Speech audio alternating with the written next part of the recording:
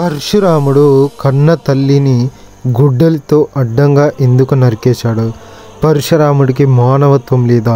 కసాయివాడ తల్లిని ఎందుకు చంపాడు? దాని వెనక ఉన్న కథ ఏమిటో ఇప్పుడు చూద్దాం. ప్రపంచంలో తల్లిని మించిన వారు ఉండరు. దైవం తర్వాత మరో దైవం అంటే అది ఖచ్చితంగా కన్న తల్లి. ఇంకా చెప్పాలంటే దైవం కంటే ఎక్కువ. జన్మనివ్వడంతోనే ఆమె బాధ్యత పూర్తవదు.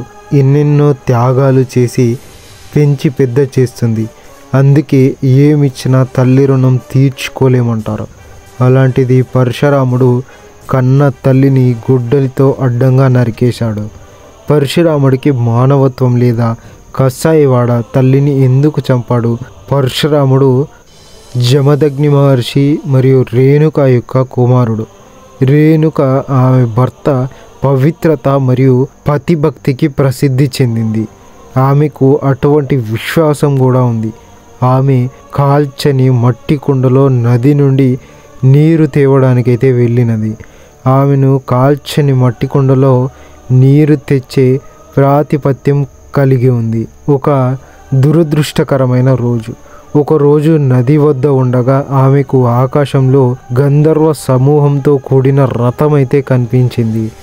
ఆమె వారిని అలా చూస్తూ ఉండగా నీటితో ఉన్న కాల్చని మట్టి కుండ కరిగిపోయింది. ఆమె తిరిగి వచ్చేసరికి భర్త చాలా కోపంగా అయితే ఉన్నాడు. ఆమె నది ఒడ్డున అనిశ్చితంగా ఎందుకు వేచి ఉన్నది. ఇదిలా ఉండగా జమదగ్ని తన భార్య తిరిగి రాలేదని గమనించాడు. తన యోగశక్తి ద్వారా నది దగ్గర జరిగిన విషయాన్నైతే తెలుసుకున్నాడు. జమదగ్ని చంపమని ఆజ్ఞాపించాడు. ఋషి తన పెద్ద కుమారుడికి గుడ్డలి ఇచ్చి తల్లిని చంపమని ఆదేశించాడు. ఆ బాలుడు భయంతో నిరాకరించాడు. అప్పుడు జమదగ్ని అతన్ని రాయిగా అయితే మార్చాడు. అప్పుడు జమదగ్ని మిగతా కుమారులను కూడా అలాగే అయితే అడిగాడు. వారు కూడా నిరాకరించారు. అప్పుడు వారిని కూడా జమదగ్ని రాయిలాగా అయితే మార్చేశాడు. చివరికి తన చిన్న కుమారుడు పరశురాముడు మిగిలాడు. అతను తన తండ్రి ఆజ్ఞ ప్రకారం తన తల్లి తలనైతే నరికేశాడు. 2 వరాలు. జమదగ్ని సంతోషంతో పరశురామునికి 2 వరాలైతే ఇచ్చాడు. అప్పుడు పరశురాముడు తన తల్లిని బతికించుట మరియు రాయిలాగా మార్చిన తన సోదరులను బతికించమని 2 వరాలనైతే ఇచ్చాడు. తన కుమారునికి ఆప్యాయత మరియు భక్తికి మెచ్చి జమదగ్ని తన అభ్యర్థనను మన్నించాడు. దేవతా ఎల్లమ్మ పురాణం. భారతదేశం యొక్క దక్షిణ ప్రాంతాలలో ఎల్లమ్మ దేవత. పరశురాముడు తన తల్లిని నరకడానికి అనుసరించిన సమయంలో తక్కువ కులం కలిగిన పేద మహిళ మాతృహత్యను నిరోధించే ప్రయత్నంలో అడ్డుగా అయితే వెళ్ళింది. అప్పుడు అనుకోకుండా ఆమె తల అయితే పగిలింది. తన తల్లిని బతికించమని పరశురాముడు తన తండ్రి జమదగ్నికి వరం అయితే కోరుకున్నప్పుడు అనుకోకుండా తన తల్లి శరీరంలో తక్కువ కులం కలిగిన స్త్రీ యొక్క తల పెట్టబడింది. ఆ తర్వాత నుంచి రేణుక అసలు తలను ఎల్లమ్మగా పూజిస్తారు. అందుచేత రేణుక దేవతను ఎల్లమ్మగా సూచిస్తారు. మీకు తెలియని పరశురాముని పౌరాణిక కథలేంటో చూద్దాం. వివిధ పురాణాల్లో పరశురాముడి యొక్క కథలైతే ఉన్నాయి. హిందూ మత సకల దేవగణాలలో వివిధ దేవతలతో తన పరస్పర చర్యలను వివరించే విధంగా అయితే ఉంటాయి. దాని కారణంగా వివిధ యుగాల సమయంలో ఆయన అమరుడుగా అయితే ఉంటాడు. పురాణాల ప్రకారం పరశురాముడు తన గురువు అయిన శివుని వద్దకు హిమాలయాలకైతే ప్రయాణిస్తుంటాడు.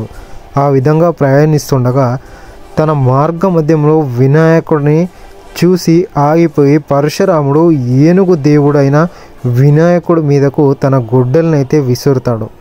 వినాయకుడు ఆ ఆయుధం తన తండ్రి పరశురాముడికి ఇచ్చిందని తెలుసుకొని అది తన ఎడమదంతంను తెంచుకోవడానికి అనుమతిస్తాడు. అప్పుడు అతని తల్లి పార్వతి మండిపడి పరశురాముడి యొక్క చేతులనైతే నరికివేయమని ఆదేశిస్తుంది. పరశురాముడి కోసం క్షమించడం. ఆమె దేవత దుర్గా రూపంలో సర్వశక్తివంతంగా అయితే మారుతుంది. కానీ చివరి క్షణంలో శివుడు ఆమె సొంత కొడుకు అవతారంనైతే చూపించి ఆమెకు తృప్తి అయితే కలిగిస్తాడు. పరశురాముడు కూడా ఆమెను క్షమాపణలు కోరుకుంటాడు. ఆమె చివరకు మనస్సు మార్చుకొని యోధుడు సాధువు తరపున మాట్లాడుతుంది. అప్పుడు వినాయకుడు పరశురామునికి తన దివ్య గొడ్డలి ఇచ్చి మరియు అతనిని దీవిస్తాడు. ఎందుకంటే ఈ కలయిక వినాయకుడు మరో పేరు ఏకదంత లేదా వనటూత్ ఏకదంతం గురించి జరుగుతుంది కాబట్టి. అరేబియా సముద్రం తిరిగి పొందుట. పురాణాల ప్రకారం భారతదేశం యొక్క పశ్చిమ తీరంలో అల్లకల్లోలమైన తరంగాలు మరియు గాలివానల నుండి ప్రమాదం అయితే ఏర్పడుతుంది. దీనివల్ల సముద్రం భూమిని అయితే ఆక్రమిస్తుంది. పరశురాముడు పురోగమిస్తున్న జలాలతో పోరాటం అయితే చేసి కొంకన్ మలబార్ భూములను విడుదల చేయమని వరుణుడిని డిమాండ్ అయితే చేస్తాడు. వారి పోరాట సమయంలో పరశురాముడు సముద్రంలోకి తన గొడ్డలను అయితే విసిరారు. భూమి యొక్క ద్రవ్యరాశి పెరిగింది, కానీ వరుణుడి ఆ సముద్ర ప్రాంతం అంతా ఉప్పుతో నిండి ఉండడం వలన ఆ భూమి అంతా బీడుగా అయితే ఉంటుందని చెప్పాడు. ఆధునిక కేరళను నిర్మించారు. పరశురాముడు పాముల రాజు అయిన నాగరాజు కోసం తపస్సు అయితే చేస్తాడు. పరశురాముడు ఉప్పుతో నిండిన భూమిని తటస్థం చేయడానికి వారి విషయం కోసం దేశం అంతటా సర్పాలను వ్యాపించమని కోరుతాడు. నాగరాజు అంగీకరిస్తాడు. అప్పుడు సారవంతమైన భూమి పెరుగుతుంది.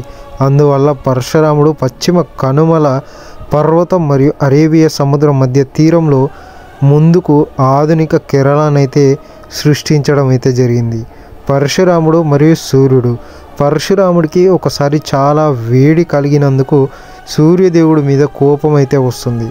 యోధుడైన మహర్షి సూర్యదేవుని మీదకు ఆకాశంలోకి అనేక బాణాలను అయితే వేస్తాడు. అప్పుడు సూర్యదేవుడు భయపడతాడు. పరశురాముడి బాణాలు అన్నీ అయిపోయాయి. అప్పుడు అతని భార్య ధరణి మరిన్ని బాణాలైతే తెచ్చి ఇస్తుంది. అప్పుడు సూర్యదేవుడు ఆమె మీదకు తన కిరణాలను అయితే కేంద్రీకరిస్తాడు. దానివల్ల ఆమె కుప్పకూలిపోతుంది. అప్పుడు సూర్యుడు పరశురాముడికి దర్శనమిచ్చి ఈ అవతారంలో చెప్పులు మరియు ఒక గొడుగు అయితే ఇస్తాడు. అసలు పరశురాముడు తన తల్లిని చంపాలనుకోవడానికి కారణాలేంటో తెలుసుకుందాం.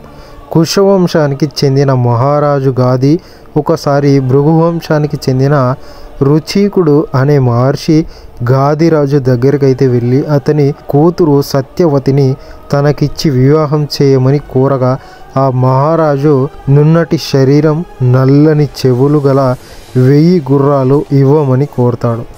రుచీకుడు వరుణుని ప్రార్థించి 1000 గుర్రాలను తెచ్చి గాదిరాజుకి సమర్పించి సత్యవతిని పెళ్లి చేసుకున్నాడు. ఒకరోజు సత్యవతి రుచీకునితో తనకు పుత్ర సంతానం లేని తన తల్లిదండ్రులకు సంతానం కోసం ఏమేమి పూజలు చేయాలో చేయమని రుచీకుడిని కోరింది.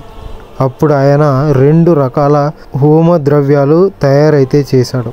ఇదిగో ఈ ద్రవ్యం తింటే క్షత్రియ నాశకుడు అజేయుడైన క్షత్రియ కుమారుడైతే పుడతాడు. ఇది మీ అమ్మకు ఇవ్వు. ఈ 2వ ద్రవ్యం నీ కోసం ప్రత్యేకంగా తయారు చేశాను. ఇది తింటే బ్రహ్మ తేజస్సు గల ఉత్తమ ద్విజుడు పుడతాడు అని భార్యకు చెప్పి రుచీకుడు స్నానానికైతే వెళ్ళాడు. అతను వెళ్ళిన కాసేపటికి అత్తమామలు రానే వచ్చారు. సత్యవతి భర్త చేసిన ద్రవ్యాలను తల్లికి చూపించి వాటి ప్రభావాన్ని అయితే వర్ణించింది. ఆమె సంతోషించి శుచిగా స్నానం చేసి వచ్చి పొరపాటున తాను సేవించాల్సిన ద్రవ్యం కూతురికి ఇచ్చి కూతురి వంతు ద్రవ్యం తాను తిన్నది. రుచీకుడు ఆశ్రయానికి వచ్చి దివ్య దృష్టితో జరిగిందంతా తెలుసుకున్నాడు. ఈ పొరపాటు వల్ల నీ తల్లిని బ్రహ్మ తేజస్సు గల పుత్రుడు, నీకు పరమ క్రూరుడైన కొడుకు పుడతాడని రుచీకుడు భార్యతో అయితే చెప్పాడు. సత్యవతి బాధపడింది. రుచీకుడు జాలిపడి ఆ క్రౌర్యం తన మనుమడికి వచ్చేటట్టయితే అనుగ్రహించాడు. రుచీకుడు హోమద్రవ్య ఫలంగా గాదిరాజు జన్మించిన విశ్వామిత్రుడు బ్రహ్మర్షి అయ్యాడు. రుచీకుని కొడుకు జమదగ్ని మహాముని. భృగువంశ చరితంగా జమదగ్ని కూడా కోపం ఎక్కువ. ఆయన భార్య రేణుకాదేవి. జమదగ్ని రేణుకల పుత్రుడే పరశురాముడు. పరశురాముడు శివుని వద్ద అస్త్ర విద్యలన్నీ నేర్చుకొని పరాక్రమవంతుడయ్యాడు. ఆయన నుండి అఖండ పరశురామునైతే పొంది పరశురాముడయ్యాడు. ఒకరోజు జమదగ్ని పూజ చేసుకునేందుకు భార్యను వెళ్ళి గంగాజలం తీసుకురమ్మన్నాడు. ఎంత మాత్రం ఆలస్యం చేయవద్దని, పూజకు సమయం మించిపోకుండా గంగాజలాన్ని త్వరగా తెమ్మనైతే చెప్పాడు. రేణుకాదేవి భర్త చెప్పినట్లు నీళ్లు తెచ్చేందుకు గంగానది దగ్గరికైతే వెళ్ళింది. గంగమ్మను నమస్కరించి కళ్ళు తెరిచేసరికి గాంధర్వులైతే కనిపించారు. రేణుక ఆశ్చర్యపోయి, అంతులేదు, చిత్రరథుడనే గాంధర్వుడు అప్సరసాలతో కలిగి జడక్రీడలనైతే ఆడుతున్నాడు. అలాంటి ఆనందకర దృశ్యాన్ని ఎప్పుడూ చూడలేదని రేణుక పరవశంగా అయితే చూసింది. కొద్దిసేపు అలా గాంధర్వులను చూసిన రేణుక భర్త కోపావేశాలు గుర్తించి ఉలిక్కిపడి తాను తెచ్చిన పాత్రను గంగలో ముంచి ఊదకాన్నైతే తీసుకుంది. భయంతో గుండె కొట్టుకుంటూ ఉండగా వేగంగా ఆశ్రమంకి అయితే చేరింది. వణుకుతున్న చేతులతో గంగాజలాన్ని భర్త ఎదుట ఉన్న పూజ సామాగ్రి దగ్గర అయితే ఉంచింది. జమదగ్ని దివ్య దృష్టితో చూడగానే భార్య ఆలస్యం కావడానికి కారణం తెలియగానే ఆగ్రహంతో దహించుకుపోయాడు. ఆవేశంతో రగిలిపోతూ, పరశురామ, ఈ చంచల మనస్కురాల్ని ఒక వేటున నరికేయని ఆజ్ఞాపించాడు. పరశురాముడు మరొక్కరిని ఇంకొకరిని అయితే అలాగే నరికివేసేవాడు. కానీ ఆమె స్వయంగా తన తల్లి కావడంతో ఆ పని చేయలేకపోయాడు. తండ్రి మాట విననట్లయితే ఊరుకున్నాడు. కానీ జమదగ్ని కోపం తగ్గలేదు. పరశురామ, చెప్తుంది నీకే. వెంటనే పరశురామ గొడ్డలైతే తీసుకొని మీ అమ్మని నరుకు అని ఆజ్ఞ అయితే ఇచ్చాడు. పరశురాముడికి తండ్రి తపశ్శక్తి తెలుసు కాబట్టి వెంటనే లేచాడు. ఇక ఆలోచించకుండా కన్న తల్లి తల పరశురాముడైతే నరికేశాడు.